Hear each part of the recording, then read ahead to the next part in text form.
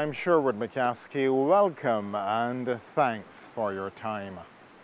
For this, the second and final program in the series, my colleague Carla Daniel takes up position on the Foul Bay Beach in St. Philip. This is the coconut, something for everyone. Carla, what do you have for us today? Today, I'm going to share a myriad of ways that the coconut tree is used in other places. Some of them will be unfamiliar, but these are all things that we can adopt and do right here at home.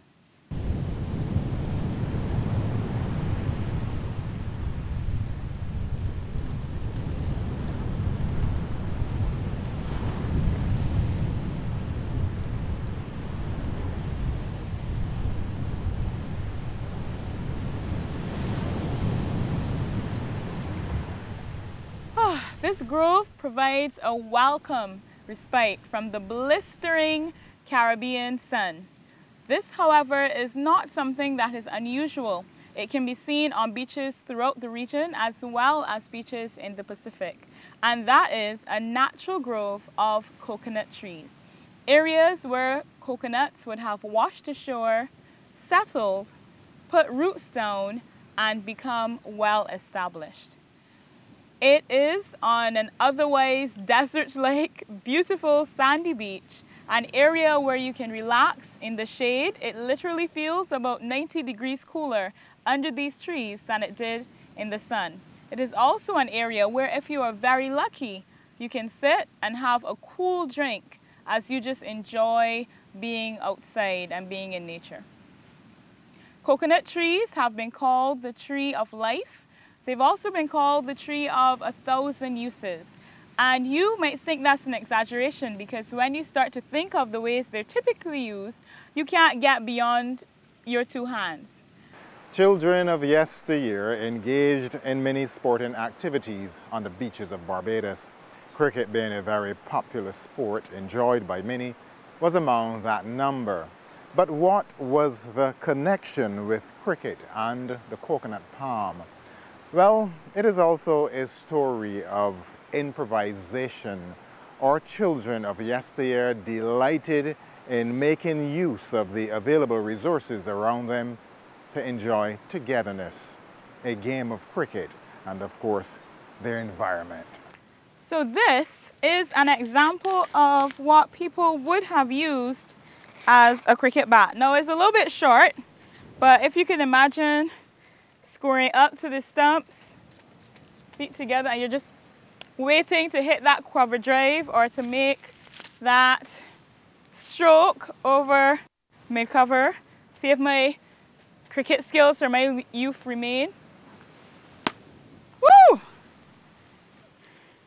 These things make amazing, amazing cricket bats. So you want them dry.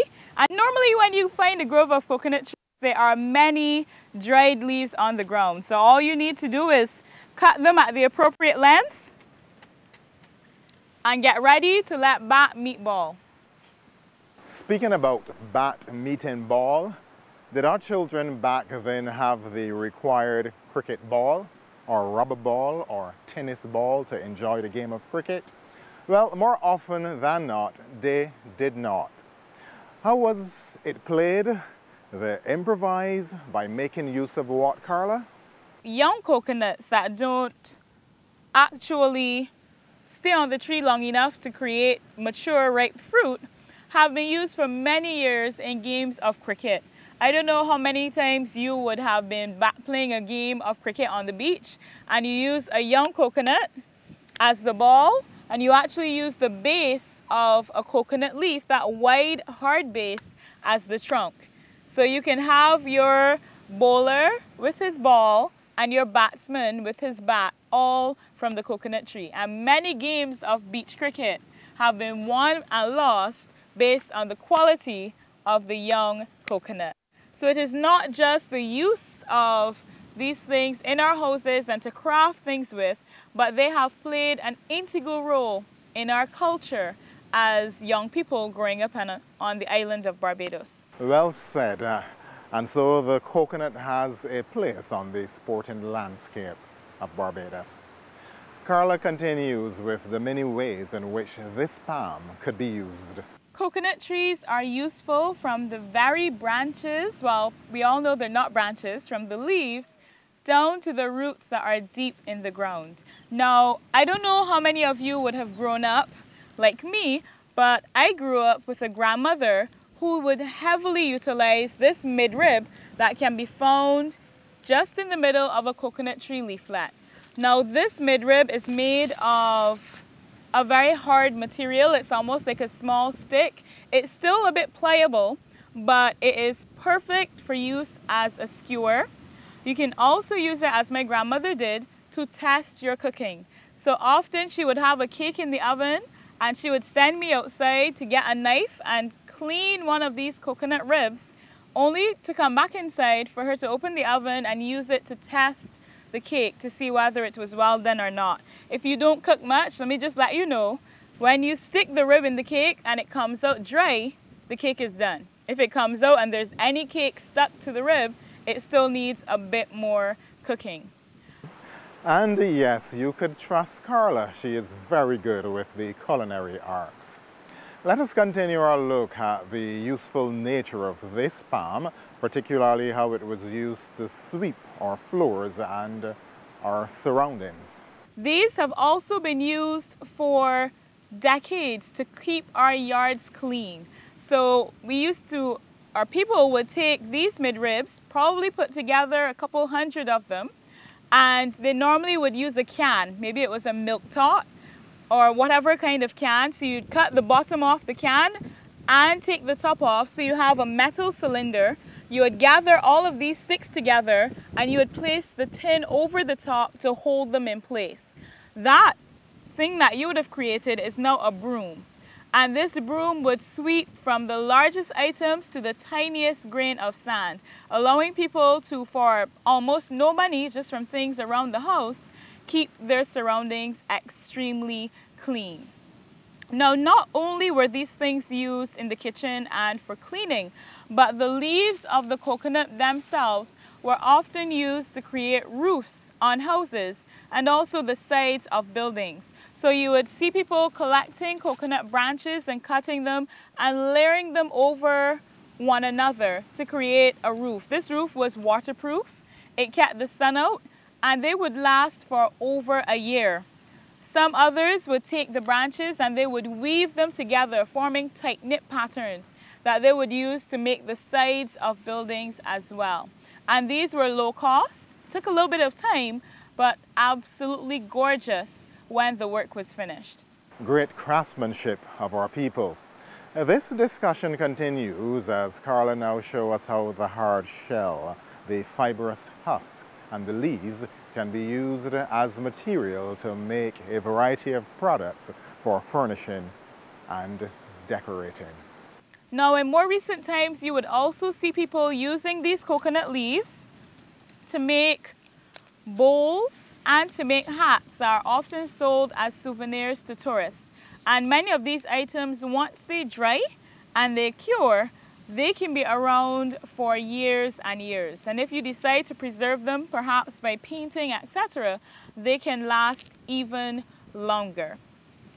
Now, it already seems, I'm sure, as though the leaves themselves are extremely valuable, but the use of the leaves pales in comparison to some other parts of the tree.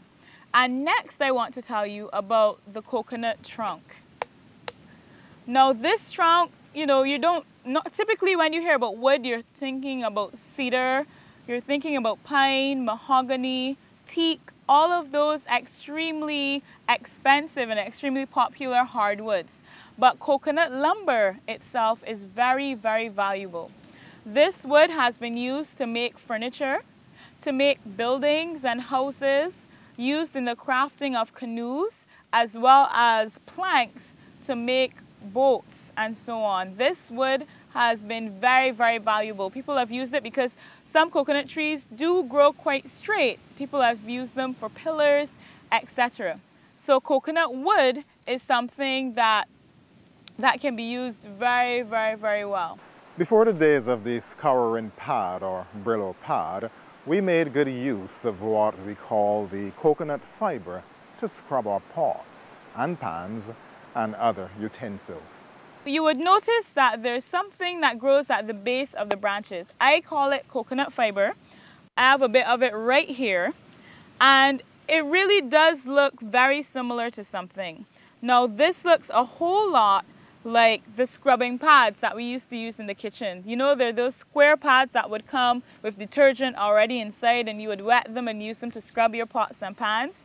Well, when my grandmother didn't have any of those, again, she would send me outside and I would get a piece of coconut fiber, and you would put your soap on this, and this could be used to scrub, to clean away remnants of any macaroni pie or any kind of baked pork or baked chicken from the side of your Pyrex dish or your aluminum pan. And once again, it's coming straight off the tree, and there is absolutely no cost to you.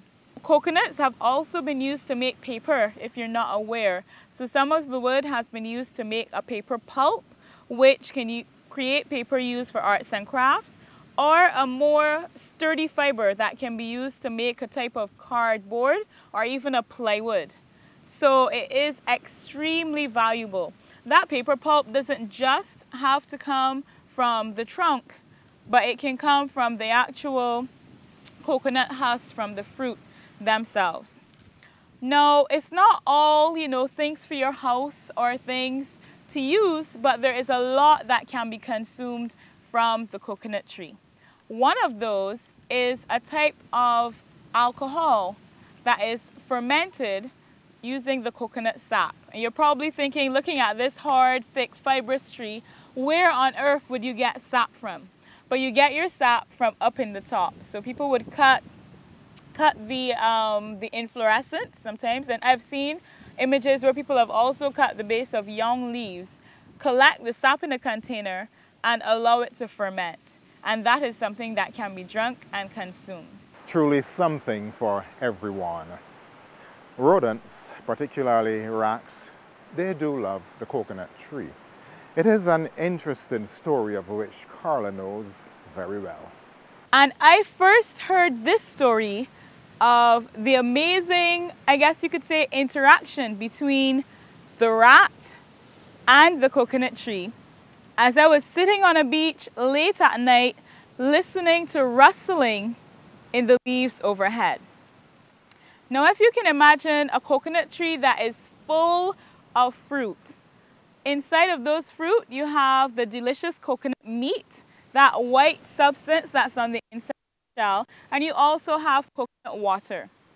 All of that is an amazing source of food for something that might be hungry, like a rat. So rats will come to coconut trees, and they are extremely good climbers. So they will come to the base of the trunk, and using their claws, they will quickly scamper and climb and make their way up the trunk into the top of the coconut tree. There, they can use their teeth and bite and tear a hole into the coconut to get to the nourishing food on the inside. The only problem comes when the rat is sated, has eaten and drunk his fill. How does he get out of the coconut tree? Now, if you picture a rat, his shoulders are quite small, his head is quite small, the majority of the muscle sits in the hind quarters. If he tries to climb down a vertical trunk, he's gonna fall straight off because the weight is at the back. So he will topple over butt first and fall off the tree. So how is this animal going to escape what he thought was an amazing meal but has turned into a death trap? Now, this story, I think, is completely ingenious. The rat will bite a hole into a coconut. He then goes inside of that hole, sits in the coconut, sticks his head out of the hole, and nibbles through the piece of material connecting that coconut to the bunch. Once he has nibbled through, the coconut falls to the ground, and he is inside, safe from the shock, safe from any damage because of that thick, dense layer of fiber around the coconut, And once on the ground, he is able to climb out of that coconut and scamper off. So anytime you look under a coconut tree and you see coconuts with holes in them, those are the vehicles that rats would have used to exit the coconut tree once they were finished. You'll also often see people wrapping galvanized or some other type of smooth material around the trunk, and that is to prevent the rats from getting into the tree. So they will climb, but once they hit that smooth metal, they're unable to find any purchase for their claws, and they can't get any further. And that is good news for all of us. If you have coconut palms, consider wrapping a portion of it with smooth material to prevent the rats from climbing and eating our coconuts. Now, in the next segment of the program, Carla was successful in persuading me to assume another role where I, having harvested a coconut, prepared that coconut so Carla could enjoy the water and the fruit. Now, these large green globes grow almost in a bunch like grapes at the very top of the coconut tree, and they are highly in demand. And one of the primary reasons is because when they're green like this, you can harvest them at about 5 to 7 months, and they contain a copious amount of the elixir of the gods, otherwise known as coconut water. This water is rich in electrolytes. In fact, if you are dehydrated, it is absolutely perfect to bring you right back up to scratch. It contains quite a lot of potassium, also a bit of magnesium, some calcium, trace amounts of protein, and it contains carbohydrates. So it's not just healthy water, but this water tastes amazing. Now, as the coconut ages, this water becomes transformed into what we call the meat of the coconut, a thick, hard substance that lines the inside of the shell. Now, when you get it at the right stage, you can get the soft meat, which we call jelly. That's this white thing right in here that's on the inside. Absolutely delicious, as well as the water. Now, what is the best thing to mix coconut water with? If you believe some people, you can drink it on its own, but if you are from the Caribbean or from Barbados, rum and coconut water go hand in hand. Yes, we don't have any rum today. Don't get too excited. But rum and coconut water are delicious. You also have these red sodas that we have on the island, and people would often mix the coconut water with red soda as well. Coconut water consumption is so popular in Barbados that we have pop-up coconut shops all alongside the roadway where you can go and you can watch the guys cut the coconuts. They do it much faster than Sherwood is cutting this one. But they will, drive through coconuts. You can cut and you can get a bottle of coconut water, either a 2-liter bottle or a small bottle. Or if you are environmentally conscious, you can bring your bottle from home and collect your coconut water right there on the spot. If you only want enough for one, they can just cut the top of the coconut for you and you can drink directly from the vessel.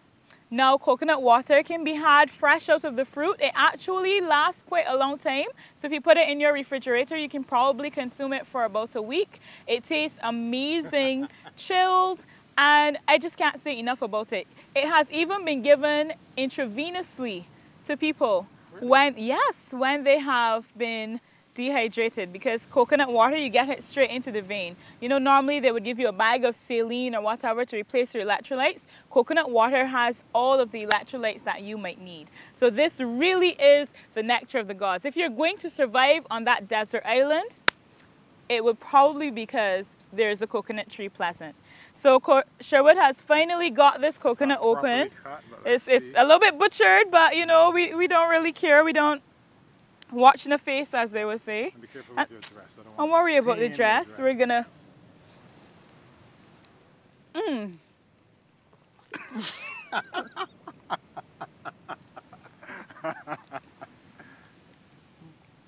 it all. Too much. That was so good. And I mean, the cool thing about this is that there are different varieties of coconuts. You're gonna see some green like this. You'll see some smaller ones that are elongated, that are yellow. Depending on how ripe the fruit is, the coconut can have a slightly kind of green taste, or it can taste nice and mellow and sweet.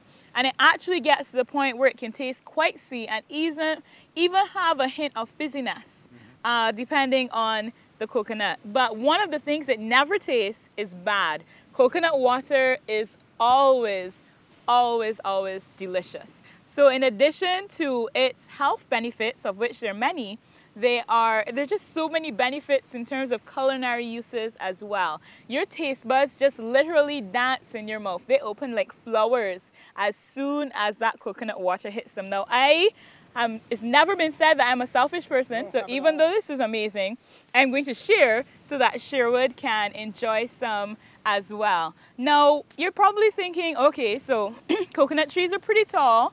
These are these large bunches. How do people get these coconuts out of the tree? Do you throw rocks and hit them and knock them down? Absolutely not. Guys have been known to climb coconut trees using their bare feet. No rope, no nothing. Climbing coconut trees using their hands, they just shimmy up the trunk, and when they get to the top, they will cut the branch down and let it fall to the ground, and then the coconuts can be harvested. In more recent times, people have started using coconut boots with spikes so that they're able to adhere to the trunk a little bit more, make it a little bit safer, but those spikes do damage the trunk a little. But coconut water, whether you climb the tree half naked, whether you use spike shoes to get it, whether you buy it from the side of the road because you don't have your own tree, it is amazingly beneficial. Now, we talked about the coconut jelly, which is very nutritious. It can fill you quite quickly. That is amazing. We've talked about the coconut water. But if you leave the fruits on the tree long enough, they get dry. And that is when the meat of the coconut is actually present. And there are so many things that you can do with the coconut meat. So I just want you to prepare yourself for this amazing fruit. Now, this right here is the nut that is found in a coconut. And this is where it got its name from. So when you hear the word coconut, this is the nut that people are referring to, this very hard thing right here. So normally you have the outside of the coconut getting quite brown. You get a nut like this left inside. Now this will still have some water, probably not a lot. And if I can take the liberty to borrow this cutlass, I believe I can probably chop this. We're going to see what happens. No. No, you don't chop it? No, you just want to crack it. Oh! Oh! Sherwood's here showing me up. So we have the nuts. Can you smell this? What does this smell like? It has an amazingly smell, coconutty, but it also smells quite oily. And this coconut can come out of the shell, if you see here. So the nut itself, amazingly good. It's so thick to believe that that water that we had just now, over time becomes this thick flesh, which really, once the seed germinates, would feed the young plant. We're not allowing this coconut to germinate. This coconut is going to be consumed. Now this flesh, if I could describe the taste, it tastes a little bit sweet. It has a kind of creamy taste as well. It's just absolutely delicious. Now, because of the sweetness, it is used in many, many desserts all around the world. It's like something called konki that is made in Barbados with pumpkin and sweet potato and coconut as well. Cassava pone uses coconut too. There's so many. Back in the day, when people may not have had enough money for meat, they would actually grind this coconut and cook it in rice in place of meat. Oh, really? Now, I don't know if you know this, but you can take the whole coconut and you can put it in the fire and roast it, similar to how you would roast breadfruit. And when you crack it, when it goes black on the outside, you crack it, and you get something that tastes smoky and meaty. So if you're a vegetarian or vegan, you can actually eat roasted coconut, and it has a kind of bacon ham flavor that is absolutely divine. Now, if I've not whet your appetite enough, I'm going to let you know that this coconut can be ground, and then you squeeze the liquid that comes out, and that is called coconut milk. that also has many health benefits, but it's also widely used, especially in Asia, in many culinary delights. So that coconut milk can go into curries and stews. It also goes into one very tropical, popular cocktail, which we all know as pina colada. Without this coconut and that coconut milk, there would be no pina coladas whatsoever. In some places, they actually ferment the coconut milk with yeast and sugar and make an alcoholic home brew, which is very, very delicious. From the time I heard that, I was excited to try it. Now, the coconut, while the meat is very valuable, the shell is also quite valuable as well. When you don't break it like this, you can use this shell as a container to drink out of or to eat food from. People also carve it and make all kinds of amazing things, from bags to bird feeders, etc. It can also be ground up and added to things like your face soap and your body soap and used as an exfoliant. People have made buttons and belt buckles. You can carve utensils out of it. So you can have coconut forks and coconut spoons and get away from that single-use plastics. There are so many things that you can do with this coconut.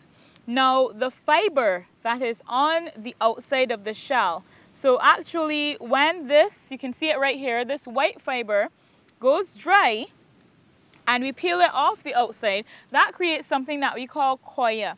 This Koya is used in horticulture, so you have it for use with plants. It's also mixed in with mulch and soil amendments, etc. Koya has also been used in the past to fill the gaps between the boards when people are caulking boats and making them waterproof. There's also some places where people make a tea from that coconut fiber, and it's supposedly really good for inflammatory disorders and diseases. So there are so many things. You can, again, scrub pots with it. So if you don't want to go for the metal or those plastic scrubbers, you can use the fiber, both the fiber from the shell and the fiber that grows on the trunk around the base of the leaves. You can use those to scrub your pots and pans. Now, this is just a small taste of the immense value that is inherent within the coconut tree. So I am thinking that we mentioned a couple types of food, but there really is so much else. Everybody knows that Caribbean people do not believe that soup is soup without dumplings. Have you ever had a coconut dumpling in your chicken soup? Absolutely delicious. In some Caribbean islands, they make their bakes with coconut as well. We don't do it in Barbados, but in some of the other countries, they have a bake, which is a type of flat fried bread, and they put coconut in there too. Sometimes after the coconut milk is extracted and you have that dried coconut material, which they call copra, it is used as livestock and animal feed. There are just so many things, I cannot say it enough, that can be used or done when you have coconut. So we have talked about the value of the coconut trunk. We've talked about the value of the coconut leaves. We've talked about the value of the green fruit to our culture and, you know, raising cricket legends like Sir Garfield Sobers and the Walcotts, etc. from playing beach cricket. We have talked about the value of the flowers and the young coconuts to bees and to other, in some places, crabs as well. There are coconut crabs that will actually climb coconut trees and go for the fruit themselves. We have talked about the value of the green fruit and, of course, of the dry fruit as well. But the tree as a whole has amazing aesthetic value also. It's often used in landscaping because it has these glorious fronds that are green. It sometimes reminds me a bit of a fern. So it provides shade, but it also really makes your building look good. So it is value to any landscape. Now, we do know that when trees are planted sometimes on narrow beaches, they can increase the amount of erosion, and there are some things that you really need to think about when you're going to plant your coconut tree. But that has nothing to do with the value of the tree itself. So just remember, coconut fruit, when they get ripe and they go dry, they will fall. So you do want to be careful where you're planting your tree, and you also want to be careful that your tree is well maintained. So any dry branches, you take them off. When the fruit are getting ripe, you get somebody to come in and to cut them. If you want to ensure that no rats are going into your tree, you want to take a piece of what we call sheet metal or smooth metal, or even maybe a sheet of plastic if you have, and you want to attach it to the trunk of your tree. If you like relaxing in the cool breezes, you might want to plant 2 trees close together so that you can string up your hammock and have your picnic underneath. You may also want to stick, a bottle of rum close at hand so you can have your coconut water and your rum. Whatever you do, ensure that you have a coconut professional to cut your coconut. So I am clearly not that. I am more likely to lose a finger than to get my coconut open. But once that coconut is open, the plethora of delights that await you, they really are incomparable. So I hope at this point you are just overflowing with excitement of all of the possibilities of this amazing tree of life, this tree of 1,000 uses, our very own coconut tree.